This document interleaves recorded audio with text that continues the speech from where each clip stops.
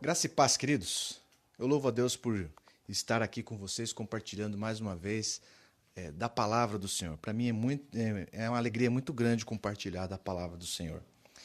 E essa pregação, eu vou fazer ela em três partes, porque é um assunto muito vasto, um assunto assim gostoso de estudar, de trabalhar, e eu não quero assim te intoxicar de informações, então nós vamos fazer em três partes. E hoje eu queria começar a seguinte, eu queria começar tocando uma música que muito me ajudou a entender esse assunto. Então eu vou tocar música e depois a gente volta para conversar.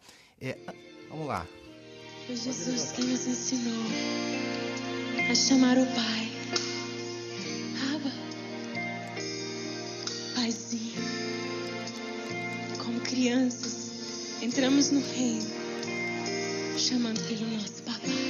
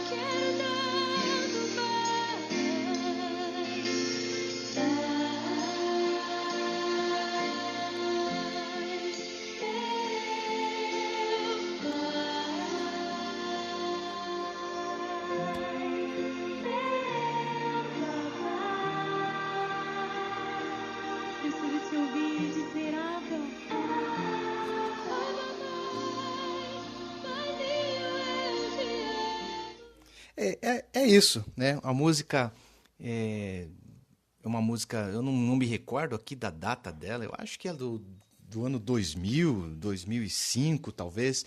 E isso tocou muito no Brasil. E eu preciso ser franco com você, né?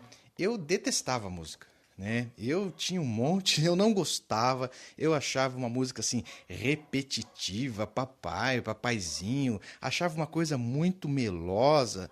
E se você ver o DVD, né, essa parte é cantada por uma menininha. Então eu achava muito apelativo colocar uma menininha com vozinha doce, chamando Deus de pai, papai. Olha, sinceramente, né, eu achava bem piegas. Mas um dia eu estava num retiro e Deus me confrontou com essa música e ali começou a mudar a minha vida. Ali começou uma restauração. Foi ali que começou um recomeço na minha vida espiritual. E eu ouvi claramente de Deus, Deus falando para mim: você não gosta, não tem nada de problema na música. Você não gosta da música porque você não tem um entendimento de Deus como Pai. Isso me ofendeu, né? E Deus, com aquela forma sublime com que Deus trabalha com cada um de nós, ele falou assim: não, você entende bem, né, o Deus Senhor dos Senhores, você entende bem o Deus Todo-Poderoso, o Deus, o único digno de ser adorado, você entende perfeitamente bem o Deus, o justo juiz, mas isto é metade da revelação. Você não entende a outra metade. Te falta conhecer o Deus como Pai. Você só tem uma parte da revelação. Então começou ali naquele dia, eu comecei a ser tratado pelo Senhor nessa área. E de lá para cá, queridos, isso já não tem pouco tempo, né? E de lá para cá, eu passei a observar, eu passei a analisar a situação no decorrer dos anos, e o que eu descobri que esse não era só um problema meu. Isso era um problema, isso era um problema de muitas pessoas. A bem da verdade, é um problema do cristianismo brasileiro. Lá no começo, né, o cristianismo que chegou ao Brasil, o cristianismo que os portugueses nos trouxeram, foi o cristianismo que eles receberam. E o cristianismo que receberam foi um cristianismo violento, impositivo, um cristianismo desprovido de amor, desprovido de relacionamento com Deus.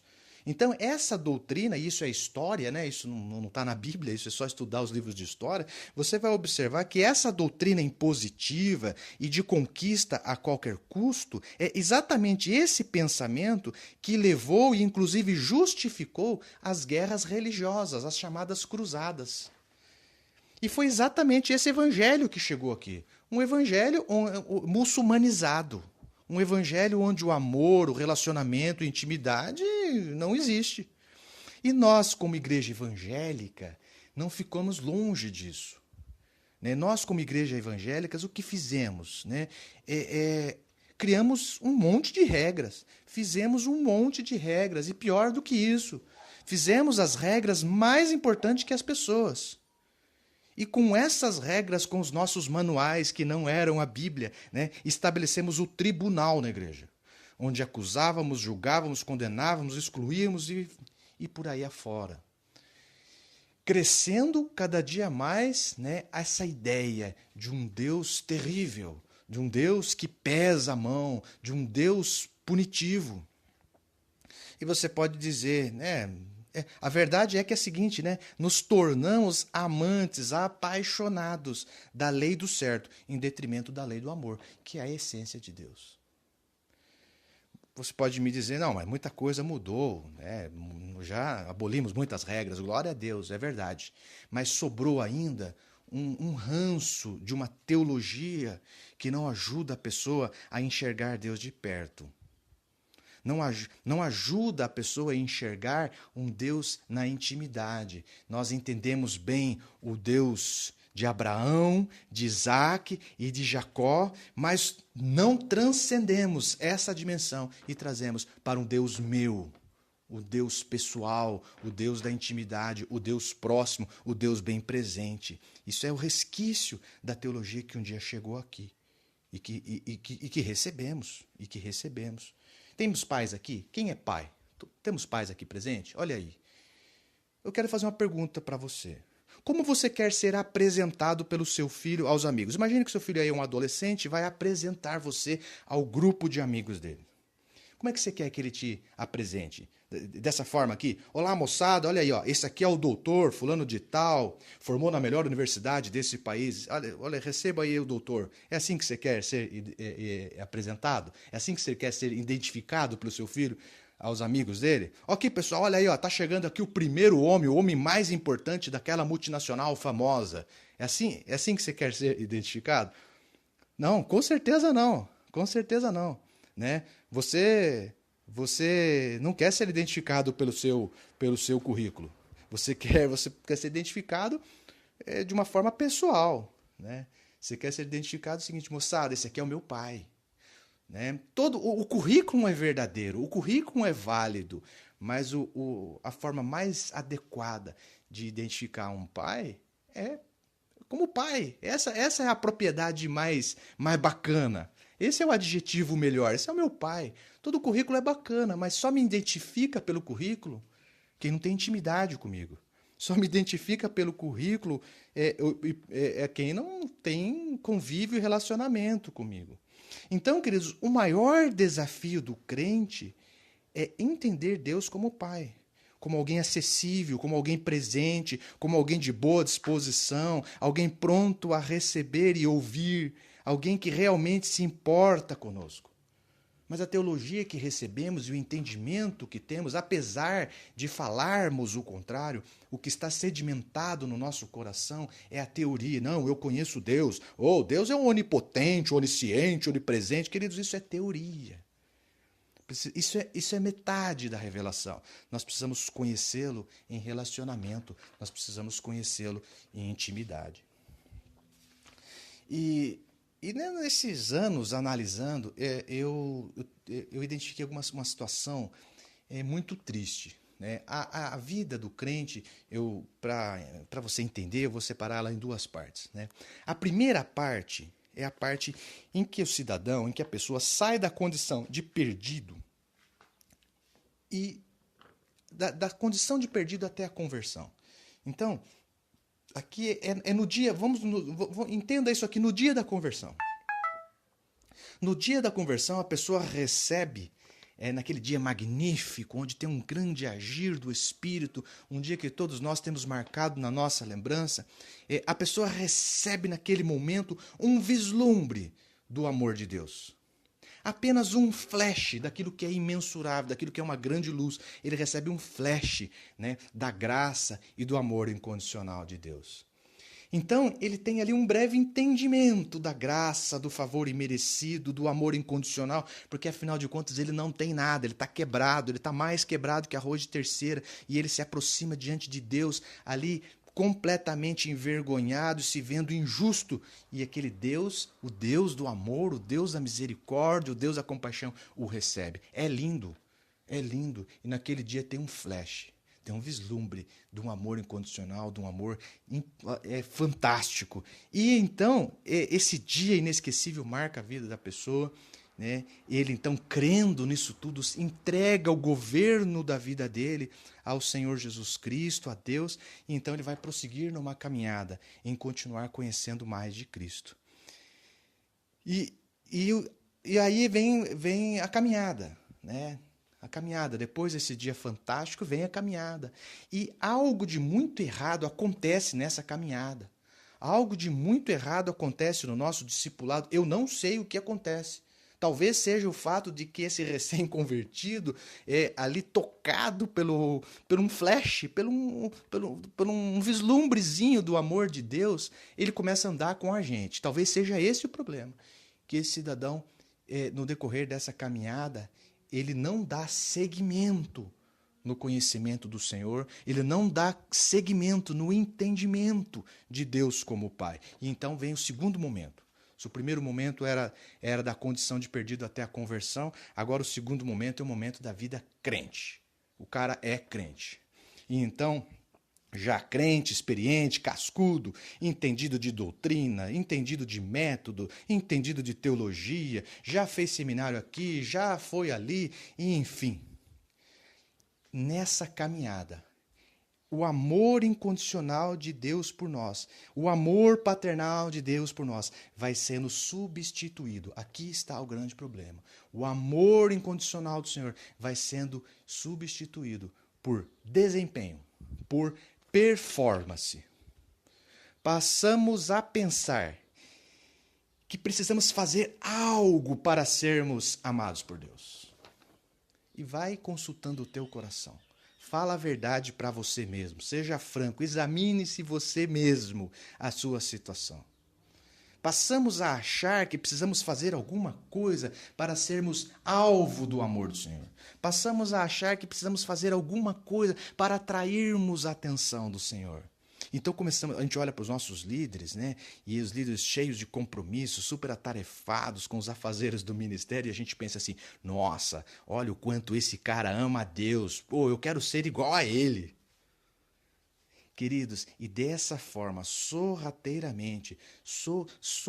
discretamente somos roubados do entendimento, do amor incondicional de Deus para conosco. E vamos entrando num lance de desempenho e de performance. Preciso fazer algo, preciso fazer para ser amado. Vamos entrando, perdemos aquele flash do começo, do amor incondicional. Apaga-se o flash do começo, apaga-se o vislumbre do dia da salvação, apaga-se o vislumbre da graça do dia da conversão. E nós vamos entrando num lance desgraçado de performance, de desempenho. Ah, se eu fizer isso, com certeza Deus vai me abençoar naquilo. Ah, se eu fizer assim, se eu fizer assado, Deus vai me abençoar daquele jeito e naquela área que preciso. E se não fizer? Não, nem fale isso. O que acontece se não fizer? Nem fale uma coisa dessa. Deus pesa a mão. E está aqui, queridos, está aqui a barreira que estabelece essa dificuldade de ouvirmos uma música como essa, pelo menos era a minha. de escutar alguém de uma forma tão singela e tão sincera, chamando Deus de pai, de paizinho querido, não cabe na cabeça. Puxa, como é que alguém... que responsabilidade é essa? Que falta de respeito é esse? E você quer ouvir uma situação mais triste ainda? Mais triste ainda, muitas das pessoas que estão envolvidas nas atividades ministeriais da igreja não estão ali porque receberam um chamado doce e sublime do Senhor para servir aos santos. Não estão ali motivados porque foram chamados pelo Senhor e ali estão pelo Senhor. Não. Muitos se engajaram no ministério e se atarefaram de inúmeras funções porque querem se fazer merecedor do amor de Deus. Abandonaram a intimidade com o Pai e entraram no lance de trabalho, performance, desempenho. Buscam de toda forma, através do serviço ministerial, ser reconhecido pelo Senhor, né? Ser reconhecido pelo Senhor como um bom trabalhador, como um obreiro. Não é? A gente tem esse termo, né, nas nossas designações, as funções ministeriais. Esse aqui é um obreiro. Então, queridos, mas na verdade a gente não é obreiro, a gente é filho legítimo, filho herdeiro. Então, essa passagem me remete ao filho, a parábola do filho pródigo. Né? Abra a tua Bíblia, está em Lucas 15. A ênfase eu não vou... a história é isso, né? Um pai tem 2 filhos, um é o pródigo, o outro, o texto bíblico fala que é o irmão mais velho, né? Eu quero dar uma ênfase aqui no irmão mais velho. Eu já preguei muito acerca disso, certamente você já ouviu eu pregando exclusivamente nesse assunto, mas olha aqui, o Lucas 15, versículo 28, do 28 ao 31, diz assim, ó: O filho mais velho encheu-se de ira e não quis entrar. Então seu pai saiu e insistiu com ele, mas ele respondeu ao seu pai: Olha, todos esses anos tenho trabalhado como um... Como é que está na tua Bíblia? Como um o quê? Como um filho? Como um filho legítimo? Como é que está aí? Não, como um escravo ao teu serviço. E nunca desobedeci às tuas ordens, mas tu nunca me deste um cabrito para eu festejar com meus amigos. Mas quando volta para casa esse teu filho, que esbanjou os teus bens com as prostitutas, matas o novilho gordo para ele. Disse o pai, o que o pai disse? Meu escravinho, meu obreiro, é isso? Meu trabalhador, é isso? Não, como é que está aí? Meu quê? Meu filho, meu filho. Meu filho, você está sempre comigo e tudo que tenho é seu. Queridos, que situação! Apesar de filho, se fez escravo. Não desfrutou de um cabrito, quando na verdade era dono de tudo. Perdeu de desfrutar a intimidade com o pai e assumiu uma vida de escravo, trabalhando por anos, sonhando, sabe com o quê? Com um mísero cabrito, quando na verdade podia ter o banquete ao lado do pai, desfrutar da presença do pai, da intimidade com o pai. E às vezes a gente olha essas histórias bíblicas e a gente acha assim estúpidas, grotescas, né? Mas a verdade, queridos, é que isso ocorre conosco. É uma figura, né? É uma parábola, mas que remete à nossa vida espiritual e assim acontece conosco no relacionamento com Deus. Perdemos a intimidade com Deus. Abandonamos a busca no relacionamento com Deus e passamos a nos dedicar o quê? Ao trabalho, à igreja, ao ministério, à obra. Perdemos a intimidade, nos atolamos de serviço. E passamos a vida inteira sonhando com gotas de bênçãos do Senhor. Passamos a vida toda de trabalho, de dedicação, sonhando com alguma revelação do Senhor, quando Deus, na verdade, quer nos revelar os segredos mais bacanas, mas são segredos que Ele vai revelar a filhos e não a escravos. E o pior é que essa doença espiritual, desse ativismo, desse apego às funções, ao trabalho, essa doença passa de um para o outro, passa de uma geração para outra. E aí, queridos, ganha explicação a realidade que muitas igrejas estão vivendo. É assim que surge a igreja sem intimidade com Deus, mas com muita atividade. Até tem uma rima, né? Infeliz, mas tem. né? Sem intimidade, mas com muita atividade. Sem intimidade. Conhece nada de Deus em intimidade, mas com muita atividade. Alguma novidade nisso? Nenhuma. Nenhuma novidade. Isso é história também. Nenhuma novidade. A igreja romana, quando perdeu a intimidade com Deus e por fim perdeu a presença por completo de Deus, fez o quê? Adotou um monte de cerimonial. Adotou um monte de atividades bacanas para continuar mantendo o povo ocupado com as coisas da fé. É isso que diz a história. Sabe, queridos, eu e você, precisamos voltar ao dia da nossa conversão. Precisamos voltar ao dia em que recebemos um flash, a um dia que tivemos um vislumbre, algo assim meio que embaçado, mas contemplamos um amor incondicional. Onde eu não tinha nada para oferecer e Deus me amou. Onde eu não tinha nada a entregar a não ser uma vida em frangalhos, uma vida derrotada, uma vida de vergonha. E o Senhor me abraçou, ali sujo pelo pecado, arrasado, envergonhado, né, sem perspectivas. E o Senhor me recebeu. Nós temos um Pai, querido. Nós temos um Pai. Nós não somos órfãos. Nós não fomos abandonados. Aqui nós temos um Pai. E devemos nos aproximar deste Pai em intimidade. Agora a música lá do começo me faz muito mais sentido. Eu preciso refinar, eu preciso dar seguimento, eu preciso aumentar a minha intimidade com Deus. E eu descobri também, queridos, que quem tem dificuldade para cantar e chamar Deus de Pai é porque está vivendo uma vida de escravo, apesar de ser filho. É porque está vivendo na senzala, quando na verdade podia viver no palácio. Queria desafiar você a voltar ao dia da tua conversão e experimentar novamente e receber novamente aquele amor incondicional. Lembra de como você chegou e lembra de como você saiu.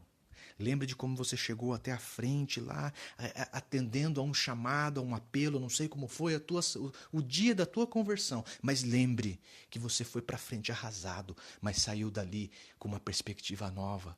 Algo aconteceu dentro de você, algo aconteceu. Eu sei exatamente o que aconteceu. Você recebeu um flash do amor do Senhor, mas tem muito mais para experimentarmos. Precisamos pôr abaixo, queridos, essa estrutura de performance, essa estrutura de desempenho, essa estrutura rígida que criamos, que eu tenho que fazer para ser amado. Não temos nada a fazer para ser amado. O Senhor nos ama de uma forma incondicional. Que Deus abençoe a você. Curva a tua cabeça. Vamos fazer uma oração.